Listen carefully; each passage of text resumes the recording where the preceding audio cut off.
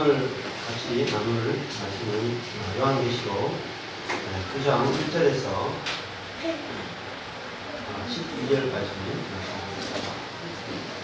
요한계시록 9장 1절에서 12절 말씀.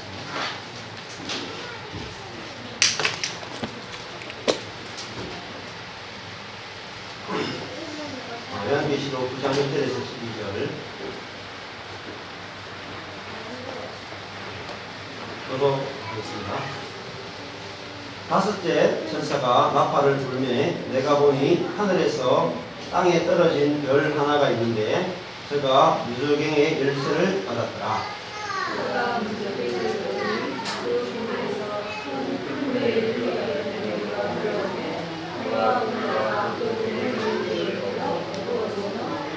또 황충이 연기 가운데로부터 땅 위에 나오매 저희가 땅에 있는 정갈의 권세와 같은 권세를 받았더라.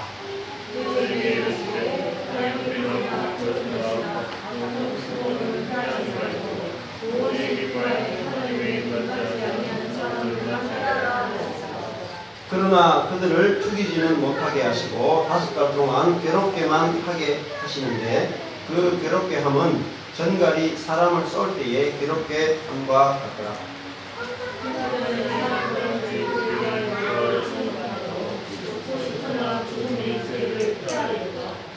황충들의 모양은 전쟁을 위하여 예비한 날들 같고 그 머리에 금같은 면류관 비슷한 것을 썼으며 그 얼굴은 사람의 얼굴 같고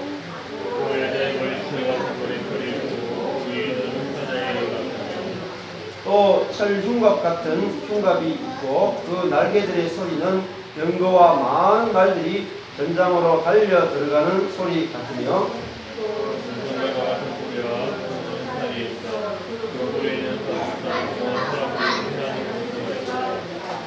저희에게 임금이 있으니 무저갱의 사자라. 히브리어로 이름은 아바돈이요 헬라어로 이름은 아볼론이더라.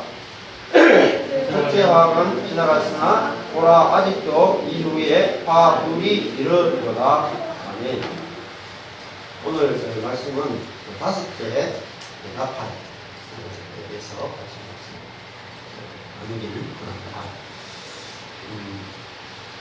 계시록이 7이라는 숫자, 완전한 숫자에 대해서 계속 이야기하고 있다고 했어요. 7인, 7나팔, 7대접, 또 7교회, 또 7구형, 또 7별, 7교회 이렇게 나오는데 이 7이라는 숫자는 완성의 숫자라 이렇게 했어요. 그러니까 복음의 완성에 대해서 보여주고 있습니다. 정말 진짜 완전한 복음이 무엇인지 우리에게 계시해 주고 있다는 거죠. 이 완성된 복음, 완전한 복음에 대해서 많은 사람들이 잘 모르고 있어요. 완성된 복음, 완전한 복음에 대해서 이야기하면 이해를 할 수가 없어요. 왜냐하면 기독교 2000년 역사 동안에 완전한 복음이 드러난 것은 이렇게 아주 어떻게 보면 소수의 사람들, 또 이름이 알려지지 않는 사람들, 그런 사람들에게 복음이 전도되었기 때문에 많은 사람들이 알지를 못합니다. 그래서 이 완전한 복음, 결국은 그 완전한 복음은 하나님이 사람이 되어 오신 것이 성육신이고 또 하나님과 사람이 연합하여 하나가 되어서 온전한 사람을 이루는 것이 완전한 복음이고 또 그 완전한 사람들이 모여서 완전한 교회를 이루고 그것이 나아가서는 완전한 나라, 새 예루살렘을 이루는 것이 바로 완전한 복음입니다. 그래서 이 7이라는 숫자는 결국은 4는 땅이고 3은 하늘이잖아요. 그러니까 하늘과 땅이 만난 숫자가 7이에요. 그러니까 하나님과 내가 가장 완전한 만남, 하나님과 내가 가장 완전하게 교제하는 것, 이게 7이라고 볼 수 있어요. 그래서 하늘과 땅이 연합하여 하나가 된 거죠. 그래서 지금 보통 우리가 알았던 복음은 하나님은 하늘에 계시고 우리는 땅에 있는, 그러니까 3과 4가 만나지 못한 그 복음을 계속 들어왔어요. 그래서 예수님을 믿지만은 뭐가 안 되냐면은 내 존재가 이렇게 바뀌지 않는다. 하나님을 믿지만 내 존재가 이렇게 바뀌지 않으면은 답이 없습니다. 왜냐하면 구약에서 있는 율법은 한마디로 줄이면 뭐겠어요? 구약의 모든 율법을 한마디로 줄이면은 하나님 사랑, 이웃 사랑 이렇게 할 수 있습니다. 그런데 하나님 사랑, 이웃 사랑이 지금까지 예수님 오시기 전까지 실제가 된 사람이 한 사람도 없었어요. 그러니까 우리가 아무리 하나님을 사랑하려고 몸부림을 쳐도 어떤 문제가 딱 생기면 어때요? 하나님이 나한테 이럴 수가 있느냐 이렇게 딱 돼요. 그러니까 많은 사람들이 하나님을 사랑한다라고 몸부림을 치지만 결국은 하나님을 사랑할 수 없다는 것이 드러납니다. 또 이웃 사랑하는 것도 그렇습니다. 교회에서도 그렇고 누군가 나에게 잘해주면 사랑이 나오지만은 잘해주지 못하면 사랑이 딱 멈춰. 그러니까 아무도 하나님 사랑, 이웃 사랑을 할 수 있는 사람이 없었어요. 그런데 예수님이 이 땅에 오셨는데 예수님은 누구신가 하면 그분이 바로 생명이시고 사랑이십니다. 그분 안에 아버지가 계셔서 예수님은 첫 인류의 대표로 하나님 사랑, 이웃 사랑이 가능했던 분이 누구냐면 바로 예수 그리스도. 그래서 그 예수 그리스도와 함께 내가 연합되고 또 하나가 될 때만 우리는 하나님 사랑, 이웃 사랑이 가능해지. 그것이 바로 7이라고 하는 숫자예요. 완전한 사람, 완전한 교회, 완전한 나라. 이것이 바로 하나님의 나라고 교회고 성도입니다. 그래서 그 사람들을 거룩한 사람이다, 거룩한 무리다 이렇게. 자, 그래서 그런 완전한 복음이 예수님이 오심으로 이 땅에 증거되어졌고 또 예수님을 믿는 제자들에 의해서 제자들이 완전히 새로운 피조물이 되어서 그들이 존재를 통해서 예수 그리스도를 증거했어요. 그러다가 끊임없이 사단이 이 복음을 흩어져 놓습니다. 하나님과 사람을 분리시키고 우리의 힘과 우리의 능력으로 인생을 살아가도록 이렇게 유혹했던 것이 뭐냐면 그게 거짓 선지자고 거짓 복음입니다. 그래서 이 요한계시록도 처음부터 계속해서 뭐가 나왔습니까? 거짓 복음, 거짓 선지자들이 등장하는 것을 볼 수 있고 마태, 마가, 누가요 복음도 그렇고 서신서도 계속 가짜 복음, 거짓 복음에 대해서 이야기하고 있습니다. 그러니까 복음을 이야기를 하는데 완성된 복음을 이야기하지 않는다. 그러면 우리가 하다 보면은 계속 실패를 경험하게 되고 결국 주님을 떠나게 됩니다. 지금 한국에 가나안 성도라는 게 있어요. 가나안 성도. 가나안을 거꾸로 하면 뭐예요? 네? 가나안 성도, 가나안 거꾸로 하면 뭐예요? 안 나가. 안 나가 성도라고. 뭐 어디가 안 나가요? 교회 안 나가. 교회는 안 나가는데 예수는 믿어. 그런 사람이 200만 명이 넘는다고 해요. 굉장한 숫자입니다. 그런데 왜 안 나가 성도들이 많으냐? 그 교회에서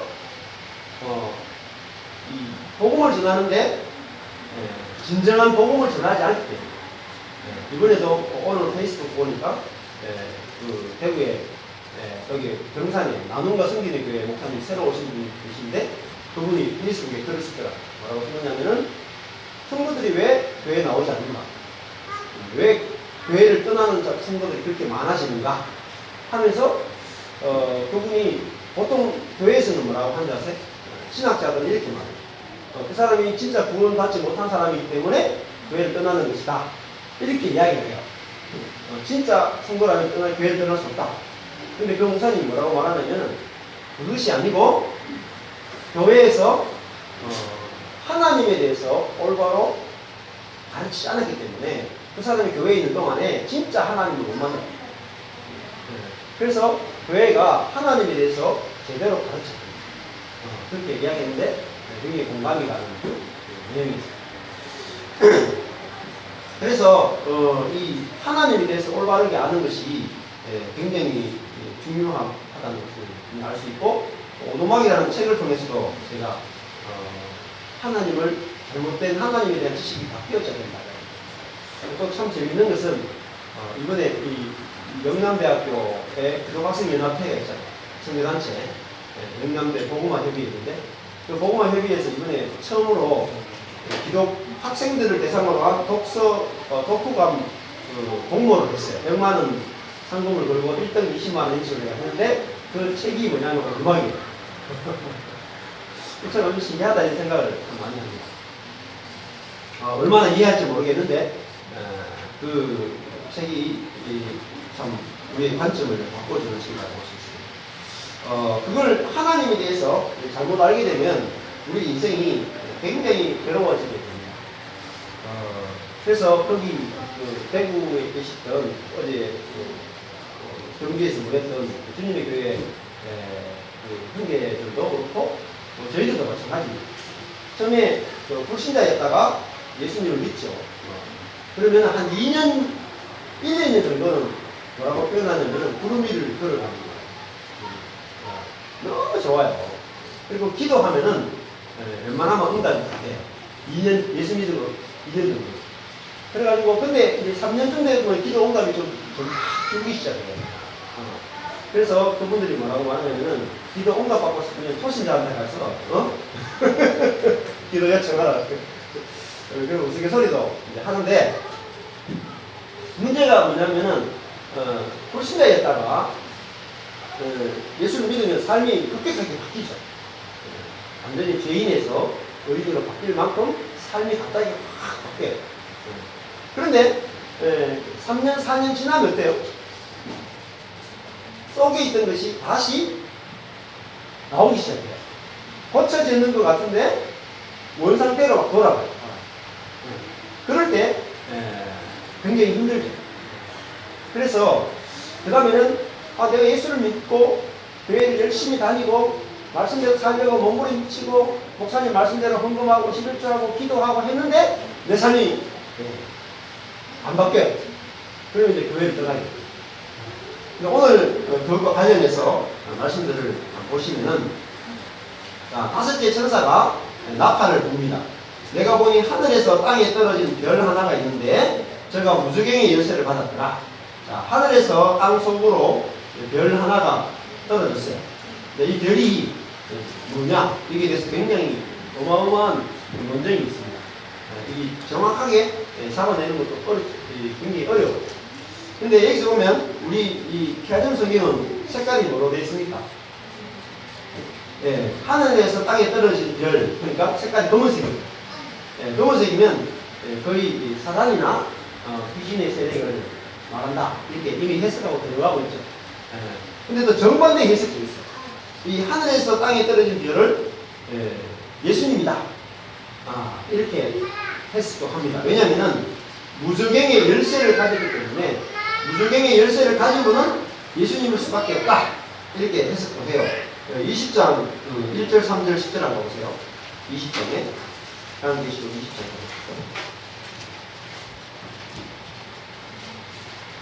요한계시록 20장 1절에 보면은 또 내가 보매 천사가 무저갱 열쇠와 큰 쇠사슬을 그 손에 가지고 하늘로서 내려와서 용을 잡으니 옛 뱀이요 곧 옛 뱀이요 마귀요 사단이라. 잡아 1000년 동안 결박하여 무저갱에 던져 잠그고 그 위에 임봉하여 1000년이 차도록 다시는 만국을 미혹하지 못하게 하였다가 그 후에는 반드시 잠깐 놓이리라. 자, 여기 보면은 그 사단이 있죠. 2절에 보면은 사단의 이름이 많아요. 뭡니까? 첫 번째 용, 두 번째 옛 뱀, 세 번째 마귀, 네 번째 사단. 사단이라는 말은 하나님을 대적한다 라는 것이 대적자, 사타나스 대적자 것이고요. 마귀라는 것은요 디아볼로스. 애들 게임 많이 하죠. 디아볼로스 뭐냐면은 비방자, 중상자, 비방.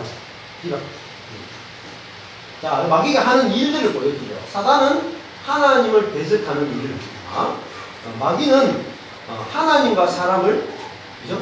중상하고 비방. 그래서 내가 어떤 누구를 비방하면 뭐예요? 누군가를 비방하고 중상하면 내 안에 있는 사단의 권세, 그게 굴복하는 것입니다. 그래서 이게 마귀의 정도로 간다라는 것입니다.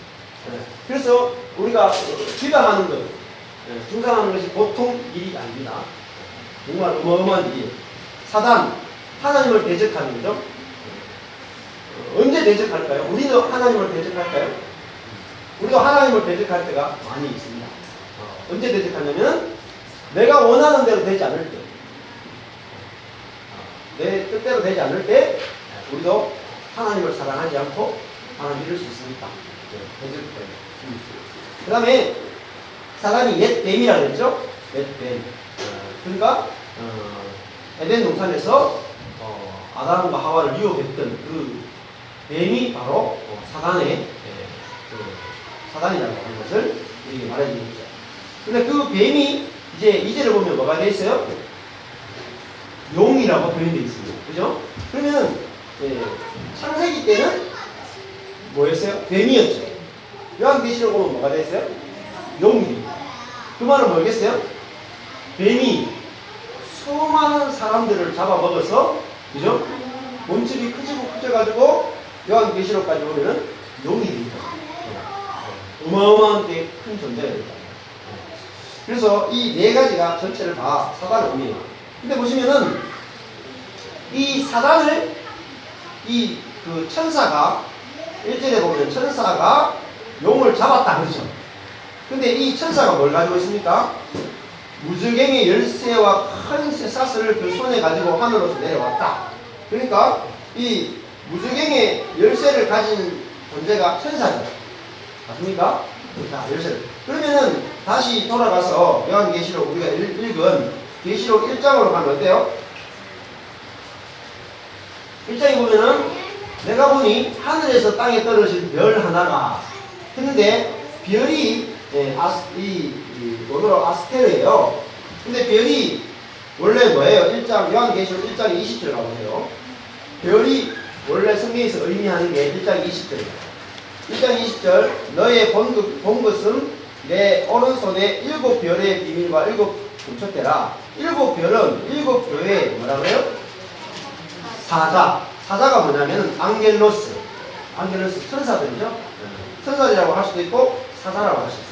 자, 그래서 별이 뭐라 그래요? 아스테르. 7별 할 때 별을 아스테르인데 별이 뭐를 의미해요? 별은 사자를 의미하죠. 안겔로스를 의미하죠. 그래서 그러면 다시 9장 1절에 와서 하늘에서 땅에 떨어진 별 아스테르인데 이걸 뭐로 번역할 수 있어요? 안겔로스로 번역할 수 있어요. 천사 혹은 사자로 번역할 수 있어요. 그러면은 내가 보니 하늘에서 땅에 떨어진 뭐예요? 천사가 있는데 제가 무저갱의 열쇠를 받았더라. 조금 전에 읽었던 20장에 가니까 무저갱의 열쇠를 받은 사람이 누구예요? 저 존재가 천사였죠? 자, 그 천사가 무저갱의 열쇠를 받아서 무저갱을 열고 거기에 사단을 집어넣고 닫았다는 거죠. 잠궜다 그랬죠. 그죠? 20장에서. 그러니까 하늘에서 땅에 떨어진 별은 이거를 사단이라고 보기는 좀 힘들 거고 천사라고 보는 것이 더 합당하다고 볼 수 있어요. 전체 문맥으로 보면. 그리고 이 9장에서 뒤에 가보면은 이 무저갱에서 9장 11절에 가보시면은 그 무저갱에서 뭐가 나왔냐면은 연기와 황충들이 막 쏟아져 나왔는데 그 11절에 가면 황충들의 임금이 있어요. 황충들의 임금이 있으니 무저갱의 사자다. 자, 무저갱의 뭐예요? 사자가 안겔로스죠. 무저갱의 다른 말은 별이에요. 무저갱의 별. 그래서 사단을 뭐로 표현하냐면은 무저갱의 별이라고 표현합니다. 그래서 별도 하나 있다. 그 무저갱 안에 그 무저갱의 천사가 있다. 이렇게 합니다. 자, 그러면은 여기서 말씀 볼 때에 무적행이 나오죠. 자, 다시 9장 1절에 가보면은 제가 무적행의 열쇠를 받았더라 라고 나와요. 자, 무적행이 뭐냐면은 원어로 아비소스예요. 아비소스. 그러니까 10년. 무적행이니까 원어로는 10년 무적행을 번역할 때 원어로는 무적행을 어떻게 되니까 깊은 구덩이, 우물이라고 해요. 정말 깊고 깊은 우물, 깊고 깊은 구덩이 이렇게 번역합니다. 끝이 없는 구덩이라고 해요. 끝이 없는 구덩이. 자, 이거를 신약 구약에 가면은 뭐라 그래요? 구약에 창세기에 가보면은 땅이 혼돈하고 공허하며 흑암이 깊음 중에 있다, 그죠? 깊음 위에 있다, 그죠? 그러니까 그 깊음이 태호음이에요, 태호음.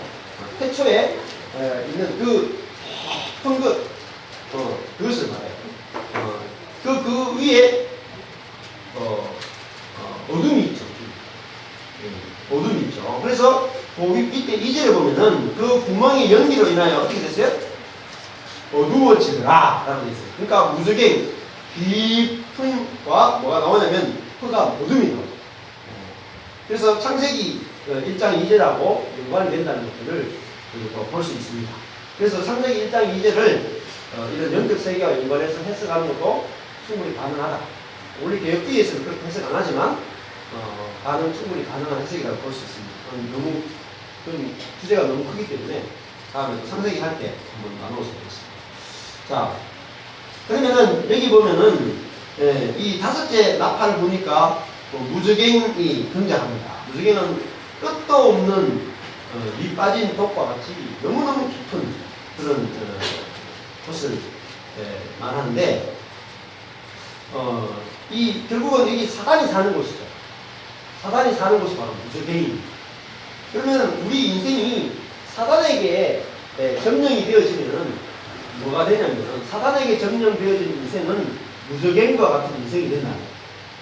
왜요? 끝을 알 수 없어요. 끝이 알 수 없는 깊음 속에 빠져가지고 도저히 헤어나올 수 없는 게 바로 우리 인생이다. 그게 바로 무적행의 인생입니다. 어떻게 보면은 예수를 믿는 인생도 예수를 믿는 것도 마찬가지입니다. 내가 완전한 복음을 모르면은 예수를 믿음에도 불구하고 어때요?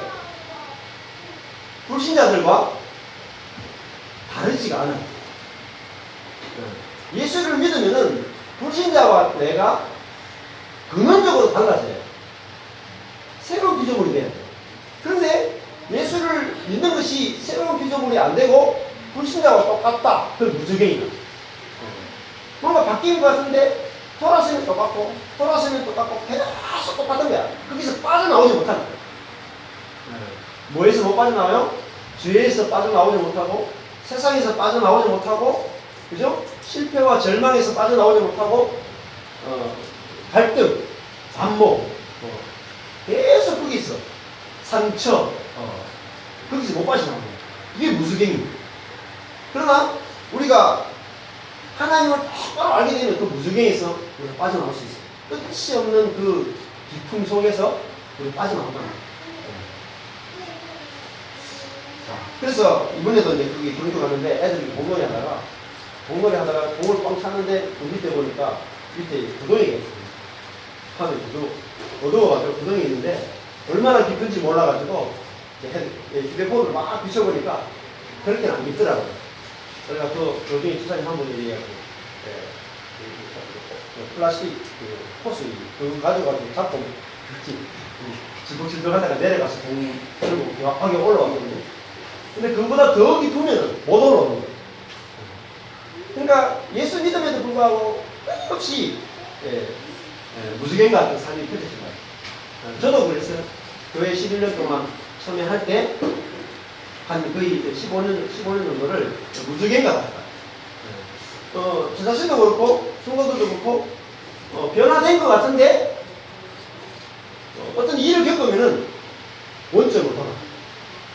고무줄을 당겼다가 몸의 원점으로 돌아가듯이 우리의 삶이 원점으로 탁 돌아가고 변화가 없다. 그게 바로 무적행입니다. 빠져나올 수 없는 거예요. 늪과 같아. 그런데 그 늪에서 우리가 사단의 그 지배에서 우리가 빠져나올 수 있다는 거죠. 근데 거기서 빠져나오지 못하는 게 뭐냐면은 환란이에요. 환란. 우리 인생이 큰 환란이에요. 그게 뭐냐면은 슬픔이죠. 그래서 9장 12절에 보면은 첫째 화는 지나갔으나 이렇게 나와요. 근데 화가 원어로 우아이에요. 우아이. 슬프다. 첫째 슬픔이 지나갔다. 그러니까 이것이 우리 인생의 슬픔입니다. 무정에 빠져서 빠져나오지 못하는 인생. 그런데 정확하게 우리가 복음을 알게 되면 그 무정에서 탈출합니다. 삶에 엄청난 변화가 됩니다. 자, 그래서 이 무적행에서 뭐가 나옵니까? 두 가지 크게 보면은 이 무적행 속에 있는 게 있어요. 첫 번째가 연기가 나와요. 2절에 보면 제가 무적행을 여니 그 구멍에서 큰 풀무에 연기 같은 연기가 올라온다. 자, 무적행에서 나오는 게 첫 번째 연기예요. 연기. 자, 연기인데 이 연기가 어디서 나오는 연기냐면은 그 무적행 속에는 뭐가 있어요? 2절이니까 무적행 속에 있는 게 큰 풀무가 있죠. 네. 그 큰 풀무에서 연기가 막 올라와요. 그러니까 그 무적행이 큰 풀무라는 말은 아궁이 화덕이라는 뜻이에요. 아궁이 화덕. 큰 우리 손집에 갔을 때 아궁이가 있죠. 아궁이. 네. 아궁이에서 뭐 있어요? 우리가 불장난 있잖아요. 나무도 빼놓고. 근데 거기에 무슨 나무 빼냐면 공사장 현장에 있었던 나무. 거기다가 약품 처리해가지고 빼오면 공기가 별로 안 좋지만은 그래서 우리가 아궁이에 나무 넣어가지고 막 불 떼었죠. 그러면 거기서 뭐가 나왔어요? 막 연기가 나오고 또 생나무 집어넣으면 온갖 연기가 막 나오고 그 다음에 비닐 뭐 이런 거 막 집어넣으면 냄새가 막 진동을 하겠죠. 네. 그래서 이 연기가 뭐냐면 전부 다 더러운 것이 다 태워질 때 나오는 연기라는 거죠. 그러니까 우리 인생이 깊은 무적행 속에 빠져가 헤어나오지 못하고 그 우리 속에서 깊은 속에서 뭐가 나오냐면 더러운 연기가 막 냄새나는 연기가 막 흘러나오는 거예요. 이게 그 무적행이 사실은 어디에 속하는 거냐면은 이 무적행이 원래 음부 있죠. 음부. 혹은 또 이 무적행을 죽은 자의 세계라고 불러요. 그래서 이스라엘에 가면은 예루살렘에 가면 흰놈의 골짜기가 있어요. 흰놈의 골짜기. 그걸 게힌나라고 해요. 게힌나. 흰나. 걔가 흰나의 골짜기가 있어요. 근데 거기가 원래 이스라엘 사람들이 옛날에 몰록이라고 하는 신을 섬겼어요. 우상 숭배를 했어요. 근데 몰록 신을 섬기는데 몰록 신을 섬길 때 제물이 뭐냐면 아이를 제물로 바칩니다. 그래서 신이나 이런 아이를 신에게 바치는데 그 몰록신 재단이 불이 막 하는데 그 아이를 그 집을 넣는 거예요. 그러면은 아이가 어때요? 거기서 막 소리를 지르겠죠. 막 소리를 지르겠죠. 그래서 그것이 바로 소리를 지르고 거기서 아이가 태워지겠죠. 네. 아이가 막 태워질 때 그것을 게힌나라고 불렀어요. 그걸 다루고 나면 여기서 보면은 무적행이에요. 무적행에서 그 큰 풀무의 연기에서 연기가 막 뛰어오죠. 그러니까 그 고통, 그런 고통이 뭐냐면 그걸 지옥이라고 부르고 엄부라고 부릅니다. 그러니까 사실은 이걸 장소적인 개념으로 설명해 놨지만은 우리 존재라고 보시면 내 속에서 그죠? 끊임없이 누군가를 더러운 거죠. 미움과 상처와 그죠? 분노와 교만과 시기와 정욕과 이런 것들이 온갖 더러운 냄새들이 우리 속에 막 피어 올라와요. 끝이 없이 올라온다. 연기가 끝이 없는 거예요. 그래서 그 몰록신을 섬기던 그 예루살렘 그 게힌나 골짜기, 그 골짜기가 우상 숭배하다가 이제 나중에 우상 숭배 안 하게 돼요. 안 하게 되지만은 그 이스라엘 사람들이 뭘 거기서 버리기 시작했냐면 쓰레기를 버립니다. 쓰레기를 버리고 동물들이 죽으면 동물들 사체를 버리고 또 범죄자, 죄인들이 죽으면은 어디 묻는 것, 땅에 묻는 것이 아니라 그 골짜기에 집어넣어. 근데 거기 병균이 득세할 수 있기 때문에 거기에 끊임없이 불을 지폈어. 그것들을 쓰레기와 또 동물들 사체, 범죄자들의 그 시체를 태우기 위해서 거기 계속 불을 떼어가지고 그것들 전부 다 태워가지고 연기가 올라가는 것이거든. 옛날. 그걸 성경에서 뭐라고 하냐면 지옥. 그러니까 지옥이 어디 속에 있냐면 존재적인 지옥을 먼저 아셔야 돼요. 우리가 존재적인 지옥이 우리 속에 있다. 끊임없이 더러운 연기가 피어오르고 거기서 절대 빠져나올 수 없는 무지개이다. 그런 존재, 그게 뭐냐면은 예수를 알지 못한 사람. 어디 나옵니까? 4절에 가보면은 저희에게 이르시되 땅에 풀이나 푸른 것이나 각종 수목은 해하지 말고 오직 이마에 입맞지 아니하는 사람들만 대하라 하시더라. 그러니까 이런 지옥의 고통을 겪는 사람이 누구냐면은 인을 맞지 아니하는 사람들은 이 고통을 겪는다. 깊은 무지개 속에 빠져가지고 연기가 더러운 연기가 속에서 계속 올라오고 그 다음에 어떻게 되냐면은 3절에 보면은 자, 무저갱에서 나오는 것이 첫 번째가 뭐라 그랬어요? 2절에 연기. 그죠? 더러운 연기가 계속 올라오는 것이다. 했고 그 다음에 그 연기가 올라오니까 어떻게 됐어요? 2절에 보니까 그 결과로 폐와 공기가 그 구멍의 연기로 인하여 어두워집니다. 그러니까 영적 어둠이 뭐냐면 이게 어두워집니다. 영적인 어둠이 찾아와요. 그 다음에 3절에 가면은 이제 첫 번째는 연기가 무저갱에서 연기가 올라오고 두 번째는 뭐가 올라옵니까? 황충이 연기 가운데서 땅 위로 나옵니다. 황충이 나와요. 황충이 나와서 어떻게 하냐면은 전갈처럼 사람을 쏜다. 그 전갈은 뭐로 공격해요? 꼬리에 있는 독을 가지고 공격하죠. 그래서 사람을 괴롭혀요. 죽이지는 않고 독을 가지고 엄청난 고통을 주는 것이 바로 전갈이에요.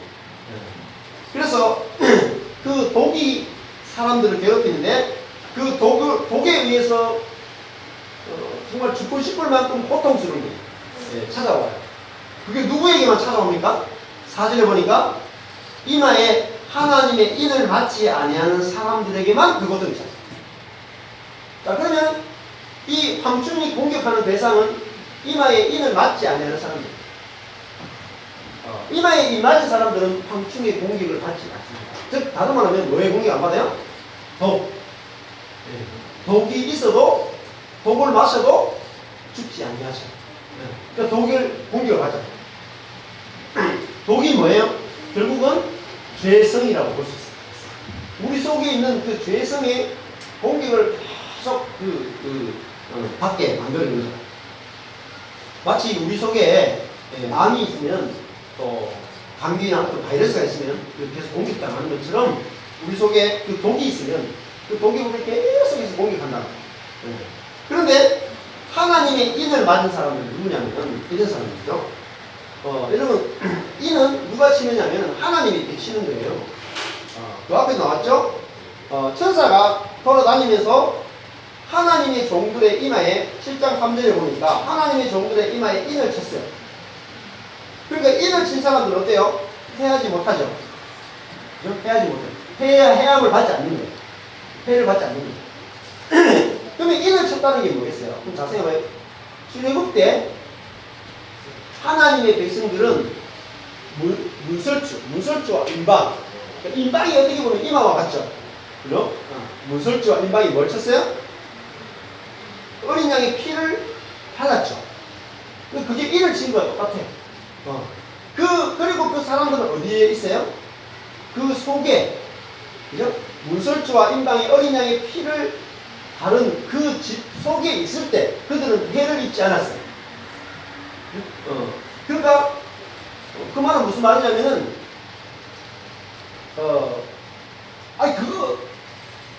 그런 게 어디 있어? 나는 거북도 없이 살 사람이야. 나는 정결하고 깨끗한 사람이야. 나는 심판의 대상이 아니야. 이런 사람들은 그 집 속에 안 들어가겠죠.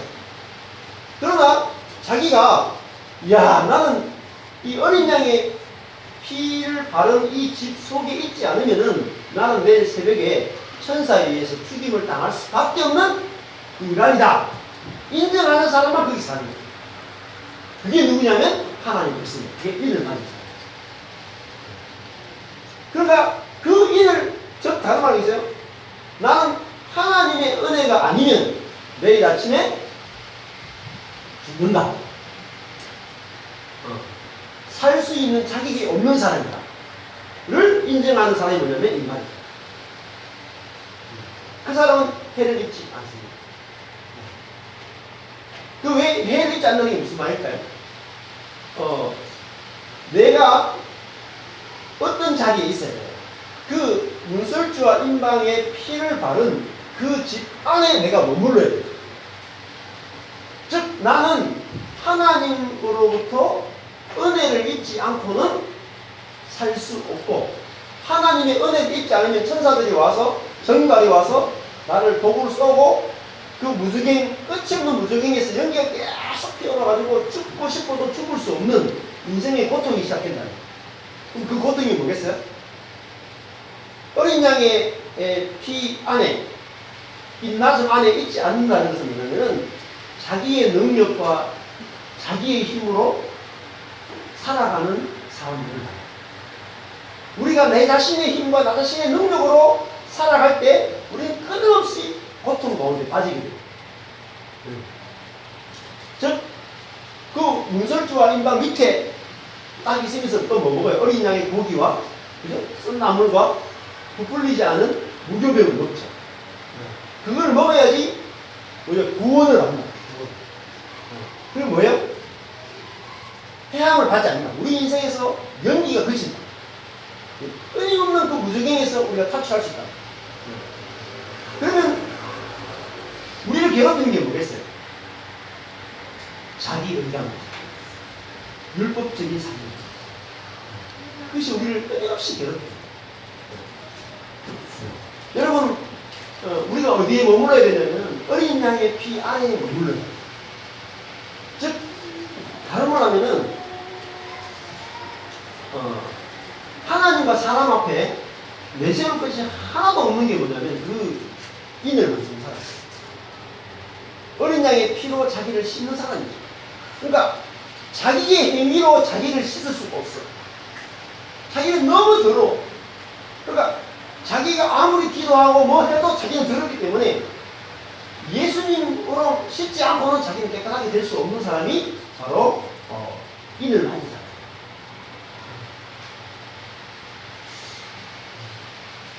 한번 생각해 보십시오. 우리는 언제 우리 속에서 연기가 피어오를까요? 내 자신의 인생이 은혜로 존재하는 것이 아니다라고 생각하면 우리 속에서 결국 연기가 피어오르죠. 끝도 없는 것이 피어오릅니다. 그럼 욥을 제가 말씀을 드리는데, 욥의 인생이 가장 기구하잖아요. 자, 욥이 하나님을 믿습니까? 안 믿습니까? 강대 의인이죠? 하나님을 너무너무 다 섬기죠? 그리고, 죄를 짓자마자 바로 제단에서 그 하나님께 회개하죠? 그 욥 당시에 전 인류 가운데 최고 의인, 하나님을 가장 사랑하고, 그죠? 하나님과 동행하는 욥이에요. 그러면은 욥이 자기 아들이 10명이 하루에 딱 죽어요.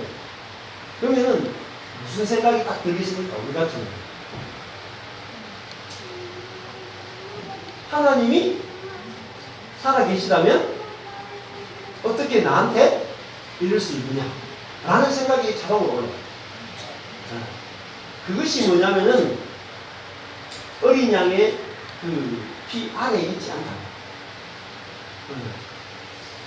그러니까 어린 양의 피 안에 있다는 말은 나와 우리 아이들 10명, 그죠? 전 재산은 무엇으로 인해 존재하는 거예요?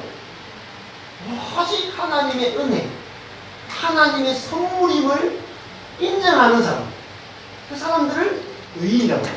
오직 믿음으로 산다. 그것이 자기의 모든 것이 하나님의 은혜라는 것을 아는 사람들, 거기에 눈을 뜬 사람들. 그 사람들은 어떤 일이 생겨도 해를 입지 않아요. 연기가 피어오르지 않아요. 하나님을 향하여 원망, 불평이 솟아나지 않는다.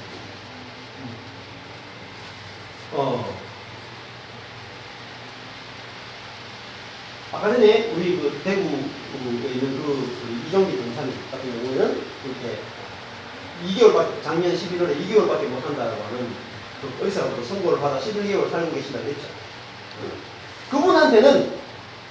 그분한테는 가난한 것이 저주가 되겠습니다.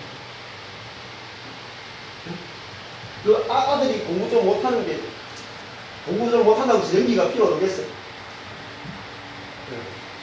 그분들도 뭐 돈을 별로 버는 게 없어. 정말 가난하게 사시거든요. 그런데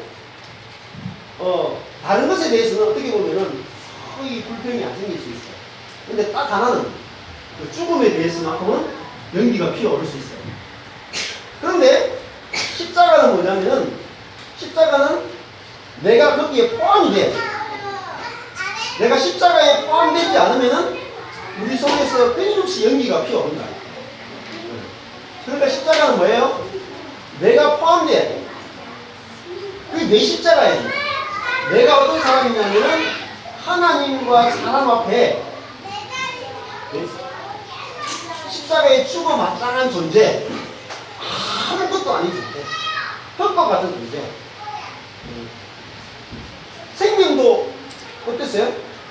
우리는 살아있을 자격이 없어요. 왜 자격이 없느냐?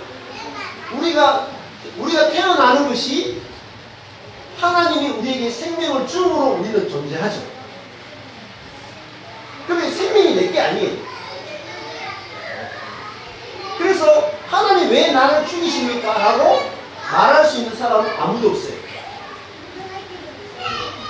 그래서 눈을 드셔야 돼요. 내가 호흡하는 것조차도 선물입니다. 그래서 하나님은 우리를 뭐라고 해요? 아버지, 창조자라고 그러죠. 그러니까 우리는 출발이 어디서 출발되었느냐? 먼지에서 출발했어요. 창세기 1장은 하나님의 형상과 모양으로 창조했다 그러고 2장에 가면 우리를 먼지를 가지고 호흡을 하나님의 생기를 불어넣어서 우리가 존재했다. 그러니까 우리의 첫 출발점은 어디냐면은 먼지였어요. 그러면 내가 하나님 앞에 나는 먼지에서 출발했습니다. 그 자리를 안 떠나는 것이 뭐냐면 그 물설주와 인간의 피를 바르는 그 집이 뭐냐면은 하나님 나는 먼지에서 출발한 자입니다. 하나님 당신이 나를 창조했습니다. 당신은 창조주고 나는 피조물입니다. 나를 진노의 그릇으로 만들든지 긍휼의 그릇으로 만들든지 나를 만들어준 것 자체가 은혜입니다. 내가 병들게 만들든지 가난하게 만들든지 부하게 만들든지 공부를 잘하게 만들든지 못하게 만들든지 성질을 더럽게 만들든지 착하게 만들든지 그거 상관없이 하나님 나를 이 땅에 존재하는 것 창조해 주는 것만으로도 저는 당신을 찬양해야 될 사람입니다. 이 사람의 의인입니다. 그 사람의 인생의 진실을 보세요. 그러면은 우리 속에서 뭐가 안 올라와요? 연기가 필요해요. 괴로움의 연기가 필요해요. 정갈이 아무리 싸도 어때요? 그 독이 내한테 해를 입히십니다. 그래서 인생은 내 인생의 자리를 보는 데서 모든 인생의 문제를 이겨냅니다. 남편들이 괴로운 것은 뭐 때문에 괴롭습니까? 제가 아내와 결혼생활할 때 괴로운 게 뭐예요? 내 자리가 아내보다 조금이라도 1cm라도 위에 있으면 연기가 피어올라. 제 속에서 더러운 연기가 막 피어올라. 근데 제가 어떤 하나님 나한테 이런 아내를 주십시오가 아니고 아내라는 존재 자체를 충분만으로 감사해야 되는 게 제 자리잖아요. 그게 인낮은 사람. 하나님의 은혜로 자기가 존재한다는 걸 아는 사람. 그러면은 아내가 예쁘든지 못생기든지 성질이 착하든지 착하지 않든지 막 그것이 감사가 되어지는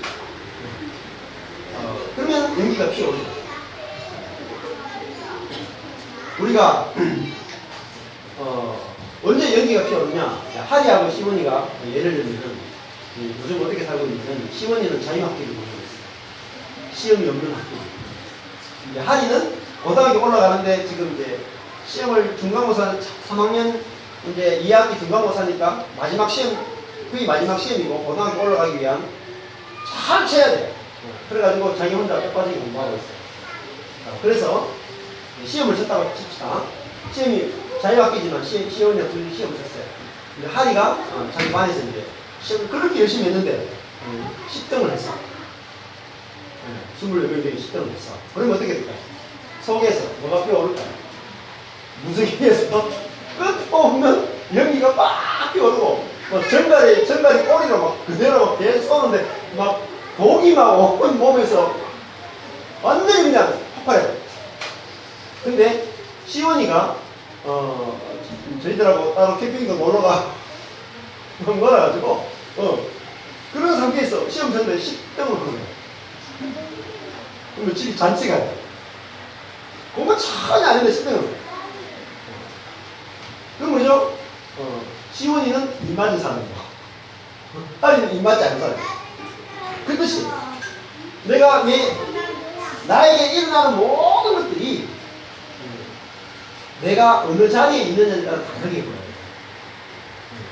여러분 행복은 어디서 오냐면은 내가 어느 자리에 있느냐에 따라서 행복이 확 달라져요. 라면도 그래요. 여러분 라면이 예를 들면 라면이 있는데 라면이 똑같은 맛일까요? 재료는 똑같아요. 우리밀 라면 해도 재료는 똑같은 밭에서 생산돼가지고 라면이고 스프도 똑같고 그런데 이 라면 맛이 하늘과 땅 차이. 내가 배부를 때 라면 먹으면 어때요?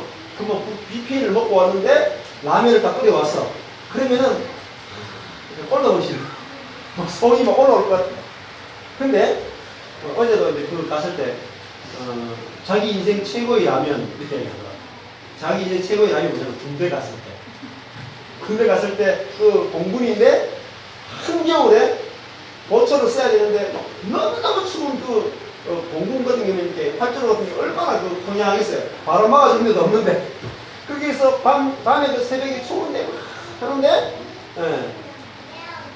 너무 잠이 와가지고 이 바닥에 추운데 냉기가 오는데 그거 누웠다가 막 누워있는데 막 냉기가 너무 올라가지고 막 사실 막 떨리는 거예요. 그때 자기 친구를 찾아가는데 친구가 라면 끓여줄까 하더니 그때 밤에 같은 군인인데 라면을 한 개 딱 끓였을 때 그 라면 이렇게 막 빛나는 걸 딱 먹을 때 속이 막 빼지면서 마치 그 라면이 뭐예요? 한 1억짜리 정도면은 라면으로 팍 담아서 너무 행복한 거예요. 그 라면 하나가 다이아몬드 하나 주는 것보다 더 행복해요. 왜 그럴까요? 뷔페를 먹고 났을 때 라면은 내가 위에 있을 때 위에서 밑으로 보는 라면. 두 번째 군대에 있을 때 라면은 내가 정말 죽을 것 같은 그 굶주림과 그죠? 그 추위 속에 있을 때 올려다보고 라면. 그래서 그 내 인생의 위치가 어디냐에 따라서 인생은 무지개에서 피어오르는 끊임없는 연기의 고통, 정갈의 독의 고통을 당할 수도 있고 아니면은 내가 끊임없는 항상 기쁨과 그죠? 범사의 감사가 솟아날 수도 있어요. 근데 인생의 차이를 발견하는 그것이 인간의 삶이에요. 자기의 노력으로 인간인 것이 아니라 오직 은혜로 인을 맞은 사람. 그 사람들은 해할 수가 없다. 그래서 감사가 끊임없어서 우리에게 감사와 기쁨이 행복이 사라지게 되는 것이 뭐냐면은 화예요. 화. 그 당시들의 첫째 화는 지나갔다 할 때 화가 아이 슬픔이에요. 이 화에 대해서 이야기를 참 많이 합니다. 화가 성경에서 연관돼서 마태복음 한번 가보시죠. 마태복음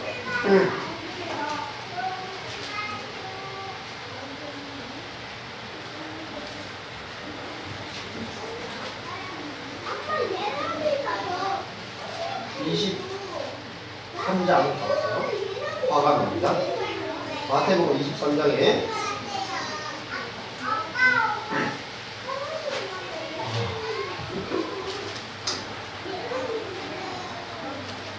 마태복음 23장 13절부터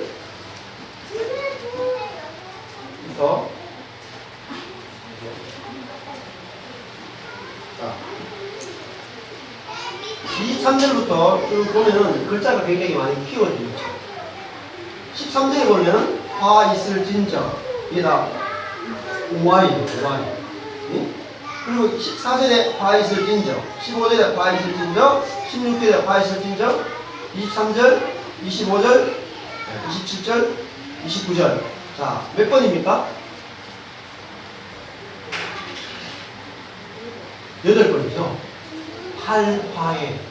그러니까 우리가 마태복음 보면서 팔복에 대해서는 알죠. 8화에 대해서 알죠. 마태복음 앞에 5장으로 가면은 8가지 복이 나와요.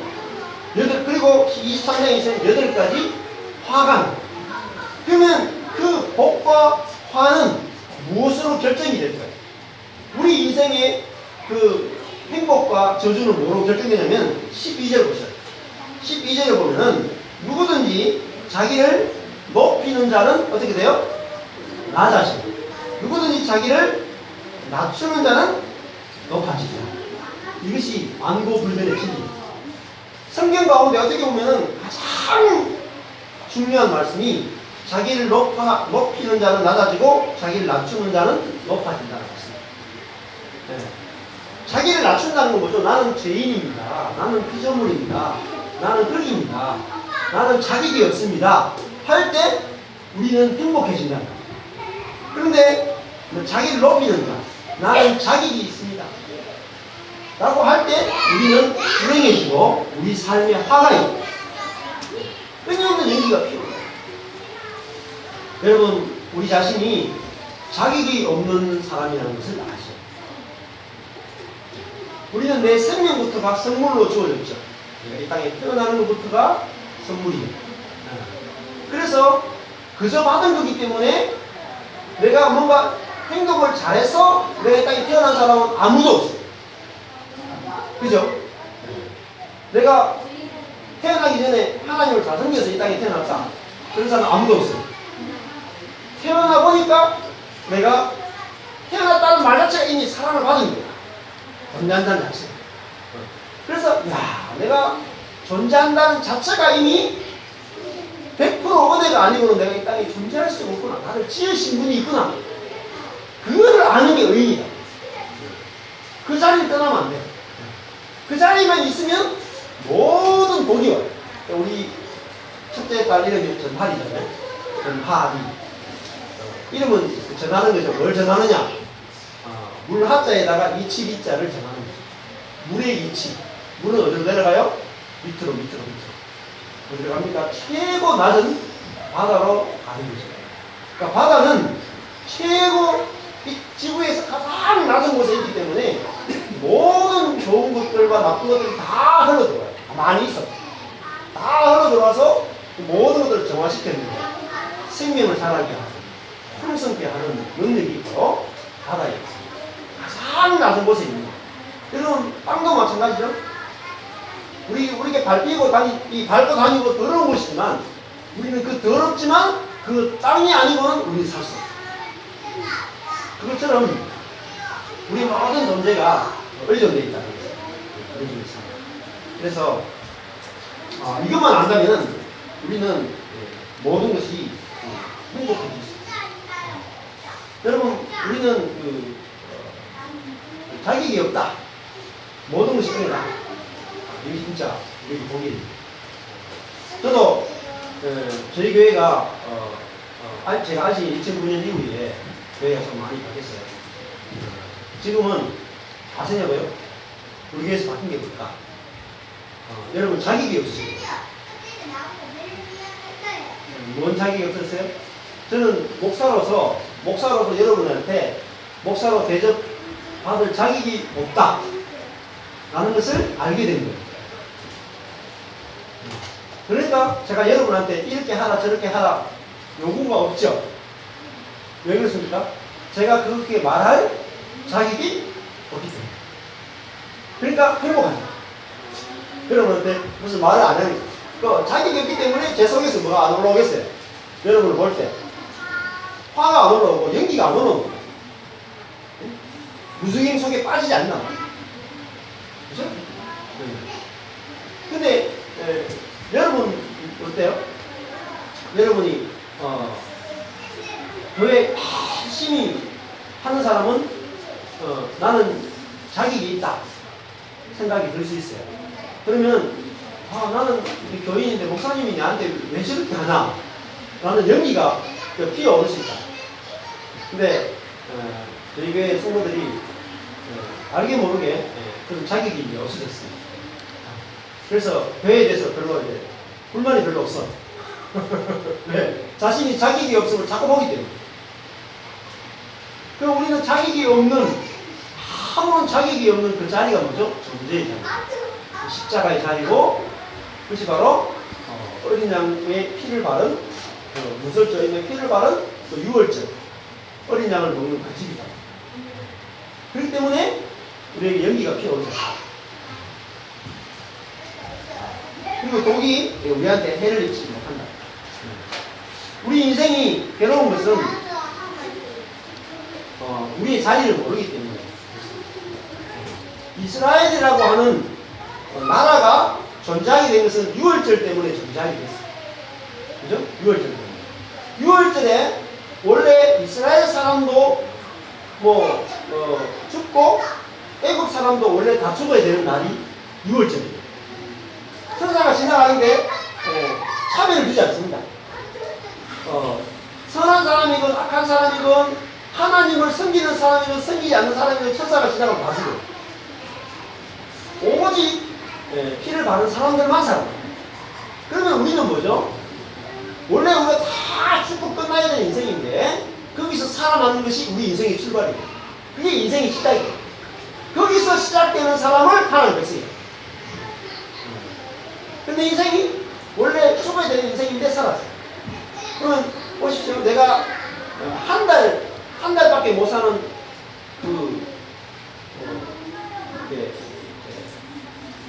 의사로부터 선고를 받아요. 그래도 우리는 감사가 나올 수도 있다. 왜냐면은 나는 이미 뭐죠? 죽음으로 끝나야 되는 인생이었다. 그 사람은 그걸 먼저 심판을 받은 거죠. 내 속에서 내가 이미 하나님 앞에 죽고 끝나야 되는 인생입니다라고 자기 속에서 이미 십자가의 심판이 끝난 거예요.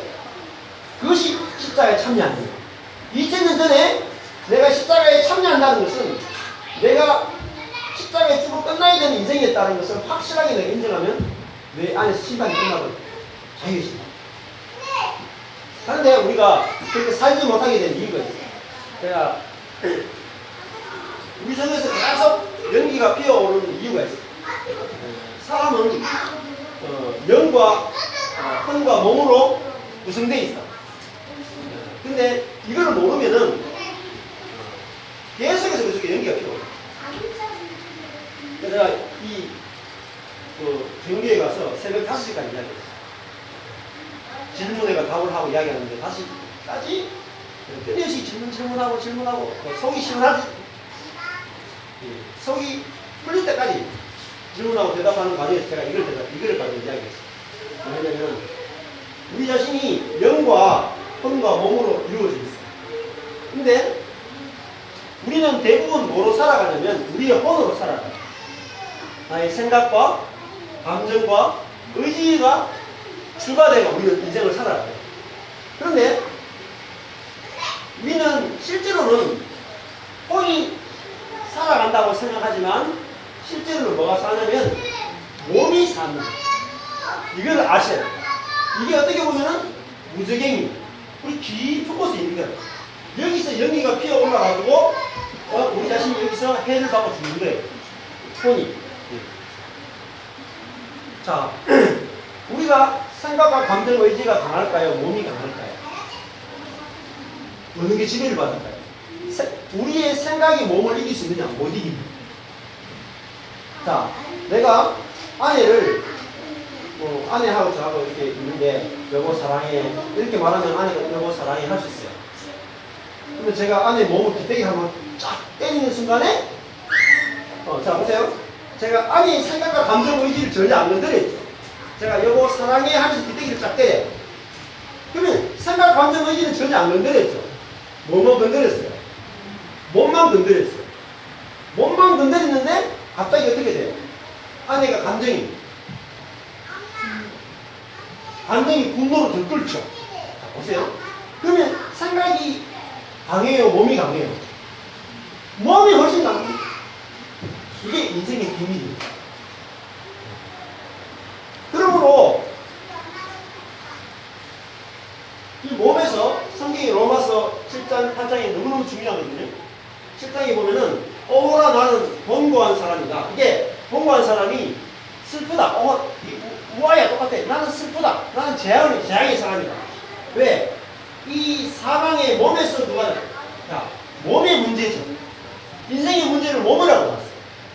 몸에서 뭐가 나와요? 사망이 나옵니다. 몸에서 끊임없이 죄가 나옵니다. 네? 자, 그래서 몸에서 분노가 나왔죠. 그죠? 그 다음에 만일 내가 원치 아니하는 그것을 하면 자, 원치 않는 게 뭐죠? 죄죠. 내가 죄를 짓는 것은 이를 행하는 자가 누구라고요? 내가 아니라는 거죠. 여러분, 제가 아내 기대기 때렸어요? 그러면 내가 아내 기대기 때린 거예요? 내가 안 때린 거예요? 성경 말씀 보니까 내가 아내 기대기 때린 게 아니죠.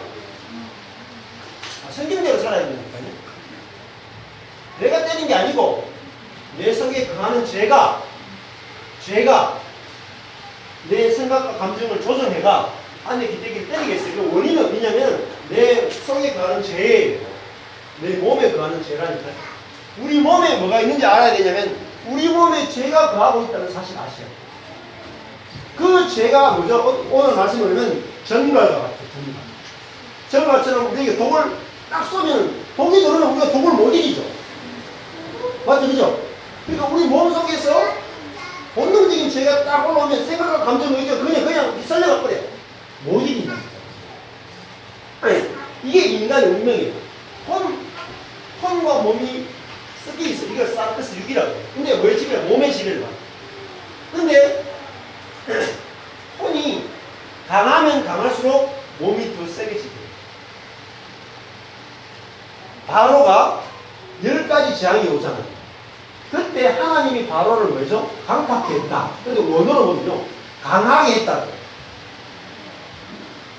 내 혼이 강하면 강할수록 혼이 뭐예요? 하나님이 누구간데 내 인생에 대해서 왜 바타부타하냐 그게 자기가 강해지는 거죠. 네?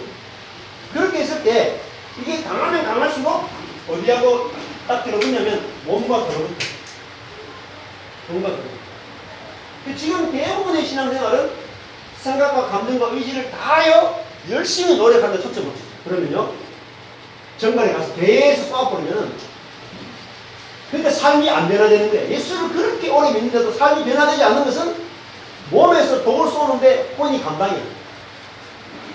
그럼 어떻게 하냐?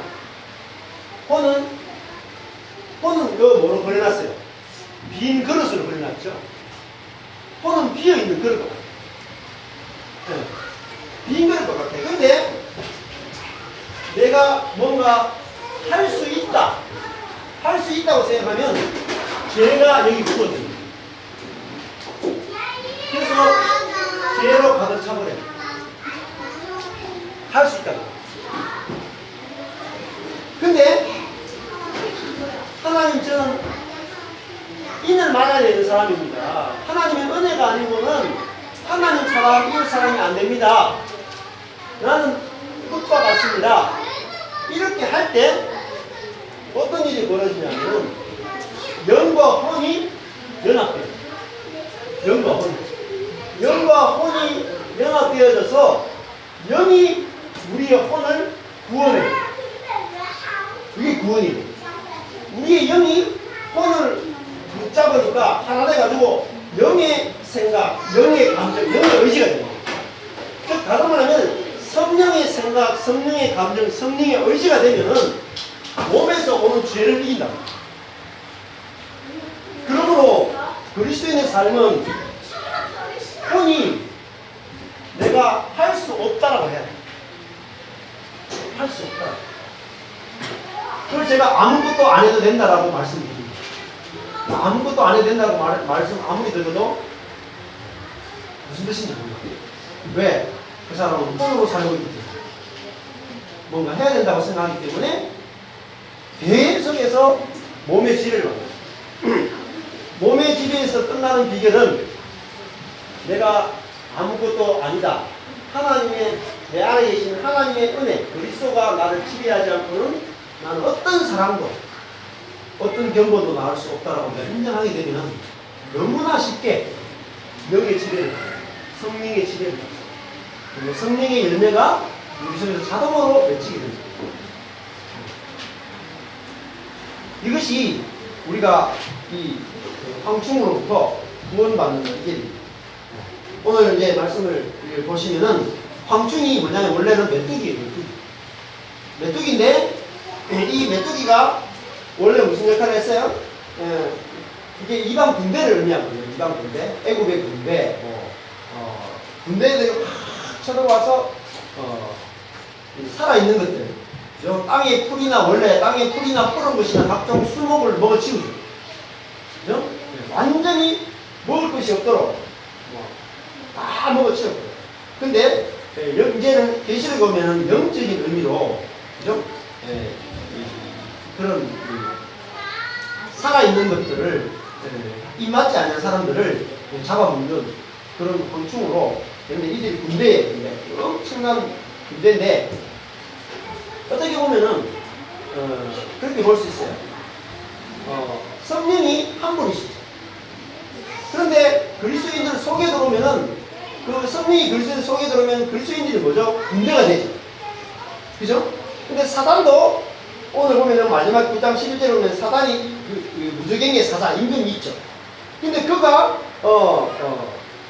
사람들 속에 들어가면은 어마어마한 황충의 군대가 된다는 걸 볼 수 있어요. 그렇게 해석하시면은 좀 쉽게 해석을 할 수 있습니다. 그래서 그가 하는 일이 뭐냐면은 11절에 가보면은 무저갱에서 가자라 히브리 음으로 이름은 아바돈. 이게 아바돈이에요. 아바돈은 파괴자라고 하는 뜻인데 또 한 가지 더 뜻이 있어요. 멸망의 장소라는 장소적 의미가 있어요. 아바돈, 아마겟돈 이런 게 나오죠. 아마겟돈.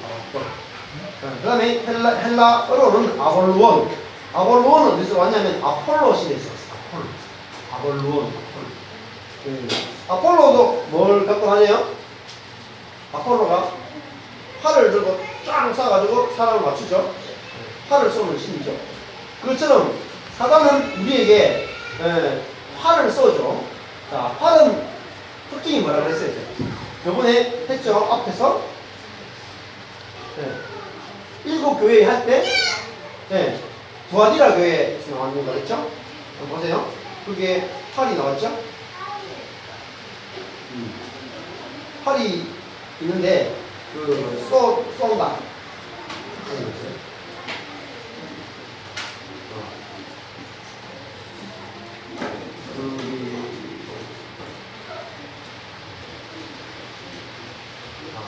두아디라 교회에 오면은 거기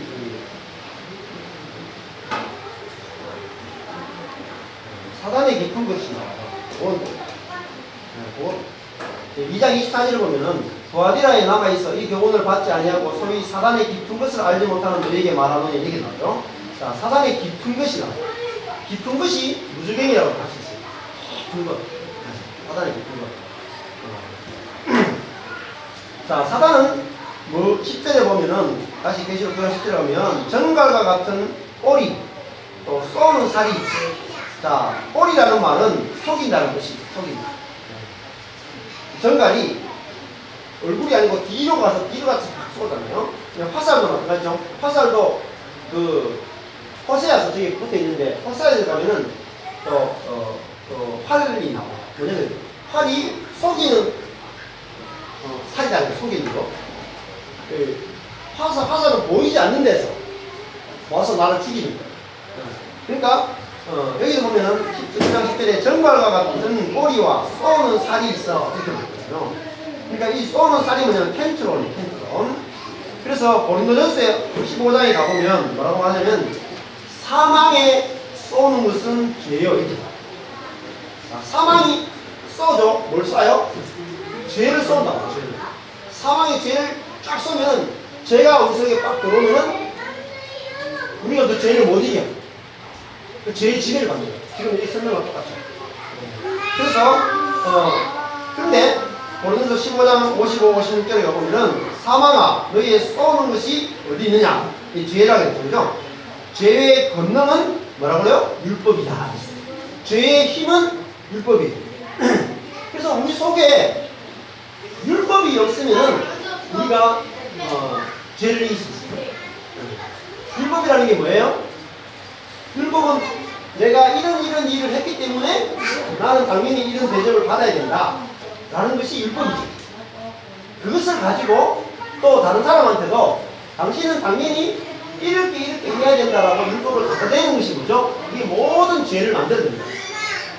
그래서 이 부분을 우리가 사단이 무엇으로 우리를 공격하는지 알 필요가 있다. 그 다음에 5달 동안이라는 것은 한정된 기간 동안에만 사람을 해할 수 있다. 한정된 권세를 말하는 것이다.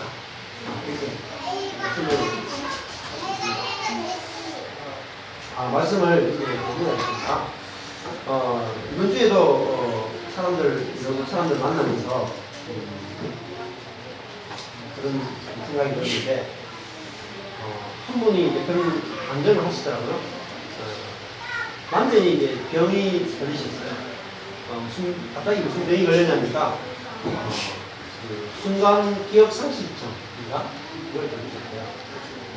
그러니까 그 기억 상실증이 치매와 거의 비슷한데 자기 과거도 다 까먹고 또 지식도 까먹고 자녀들까지도 거의 까먹을 정도로 모든 걸 순식간에 다 잃어버립니다. 그리고 그렇게 됐으니까 얼마나 직장도 잃어버리고 삶이 완전히 파괴되겠죠. 그런데 그 아내와 남편이 같이 이렇게 생활하는데 제가 아는 그 사모님인데 그 두 분을 이제 교회에서 보게 됐는데 그 두 분이 늘 같이 붙어 다닙니다. 저분은 어떻게 저렇게 붙어 다니까 궁금해가지고 다 지켜보니까 저분 이야기를 들어보니까 남편이 순간 기억을 상실하니까 갑자기 아무것도 모르잖아요. 그래서 늘 붙어 다닙니다. 근데 두 분의 얼굴이 근심이 하나도 없는 거예요. 해같이 빛나더라고요. 야, 저런 저주가 있는데 어떻게 저렇게 행복할까? 직장도 잃어버리고 돈도 잃어버리고 건강도 잃어버리고 저렇게 저주받은 인생인데 어떻게 저렇게 행복할까? 비결이 뭐겠습니까? 자기는 당연히 건강해야 된다. 내가 건강해야 되는 것이 맞다. 나는 건강할 충분한 자격이 있다. 이 자리에 우리가 쓰게 되면 우리가 질병이 오거든. 우리는 하나님을 향하여, 사람을 향하여, 내 자신을 향하여 저주가 나갈 수가 없어. 근데 나는 건강할 자격이 없는, 존재할 자격도 없는 그런 피조물이다. 그거를 인정하기가 죽게 있으면 사람은 죽게 것이다. 근데 그것이 축복이라는 사실을 알게 되면은, 야, 내가 이 땅에 존재하는 것만으로도 행복하다. 이게 되기 싫어. 그 두 분이 막 너무 해맑고 있으니까, 사모님이 충격을 받은 거예요. 자기 인생을 보니까 그분들보다 훨씬 더 사업도 하고, 돈도 있고, 자녀도 있고, 남편도 있고, 다 있는데, 그분들보다 덜 행복한 거예요. 행복은 성적순이 아니죠. 행복은 많이 가진 것 행복을 주지 않아요. 내가 어느 자리에 있는 그것에 따라서 우리 행복을 나누어주죠. 날마다 내가 한순간 나는 한순간밖에 존재할 자기 없는 인생이다라는 것들을 하나님과 사람 앞에 인정하면은 우리 속에서 역설적으로 모든 것들이 아름답게 되고 모든 것들이 감사하고 행복하게 보여지는 저와 여러분의 인생이 되시길 축복합니다. 기도하겠습니다. 하나님 아버지, 이 땅에 사람으로 하나님의 자녀로 우리를 창조해 주셔서 감사합니다. 100년이라는 한정된 시간 속에 우리를 지어주셔서 감사합니다. 그렇기 때문에 우리의 시간과 모든 것들은 너무나 가치 있고 오히려 행복하고 우리가 아무것도 아닌 자리에서 출발했기 때문에 모든 것들이 복으로 보여줄 수 있는 그 은혜를 우리에게 주심을 감사합니다. 매일매일 매 순간순간마다 내 인생의 위치가 어딘지 우리가 분명히 볼 수 있게 해주시고 아무 자격이 없는 그 자리를 발견함으로 영원히 잃어버리지 않는 그 자리를 끌 수 있도록 은혜 베풀어 주시옵소서. 지금은 우리 주 예수 그리스도의 은혜와 하나님의 사랑하심과 성령님의 교통하심이 예수님의 그 십자가의 자리에서 피조물의 자리에서 죄인의 자리에서 영원히 황중의 독에 괴로움을 받지 아니하고 영원히 하나님을 향하여 연기가 아니라 찬양을 올려드리기를 소망하는 모든 성도들 머리 위에 영원토록 함께 있을지어다. 아멘.